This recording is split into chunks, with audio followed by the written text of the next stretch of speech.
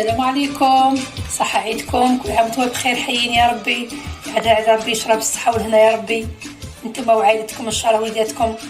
اليوم رايحين ان شاء الله نديروا رشتة بالفطور. في الجزائر كاين عادة وتقاليد، كاين اللي يديروا البركوكس، كاين يديروا الطعام، وكاين يديروا الرشتة. انا اليوم فضلت ندير رشتة. كاين يديروها بالمرقة حمراء، وكاين يديروها بيضة. البيضة تجي فيها غير الكورجات واللفت والحمص، هذا ما فيها اللي تجي بيضة. اما الحمراء نديرو فيها البطاطا، نديرو زرودية، نديرو اللفت والحمص. نحلوها، نديرو شوية تاع الزيت باش تعاوننا في الحل.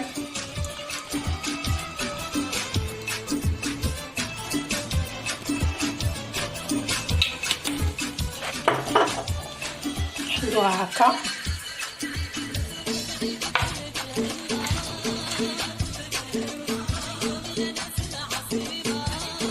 ندوها تفور، فوروها كاين 3 خطرات حتى 4 خطرات التوفيره تاعها باش تتعود مليح. ندوها بالماء والملح كيما الطعام، شاوله تدي الوقت شويه.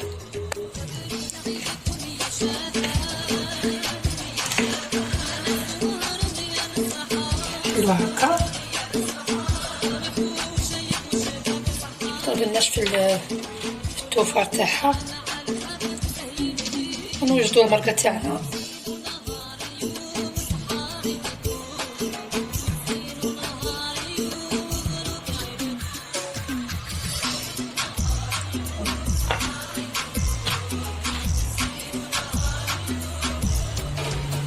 نخلوها بجهه ونحضروا دوك المرقه تاعنا. نحطوا الدجاج،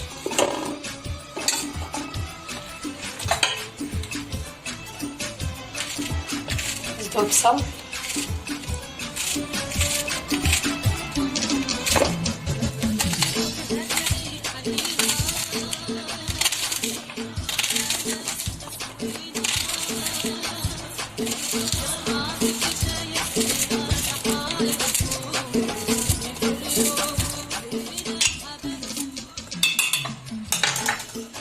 الحمص،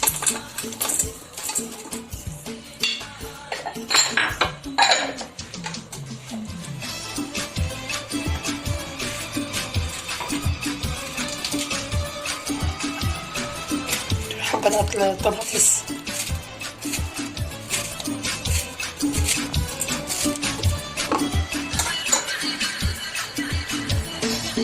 نديرو زروديه،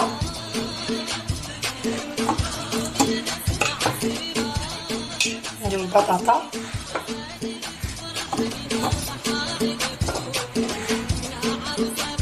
نديرو الكورجات، خلوها هكا كطيب، نقسموها على 2، نديرو التوابل. عندنا مغرفه ملح، عندنا نص مغرفه كمون،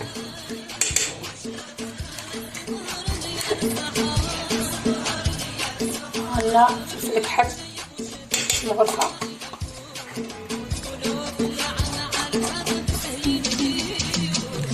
نديرو 2 مغارف كبار تاع الزيت،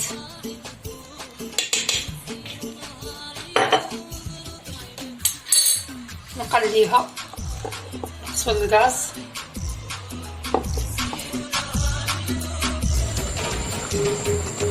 درناها تفور المره الرابعه، من 3 مرات الرابعه.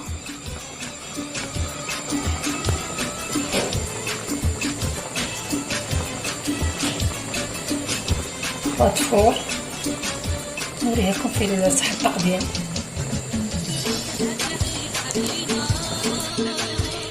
هاي الرشته تاعنا جاهزه، عاودتها مع التاليه باش نحطها شويه تاع زبده حلوه شويه تاع زبده ونحطوها. وهذه هي الرشته، تعيدوا بالصحه والهنا ومع السلامه.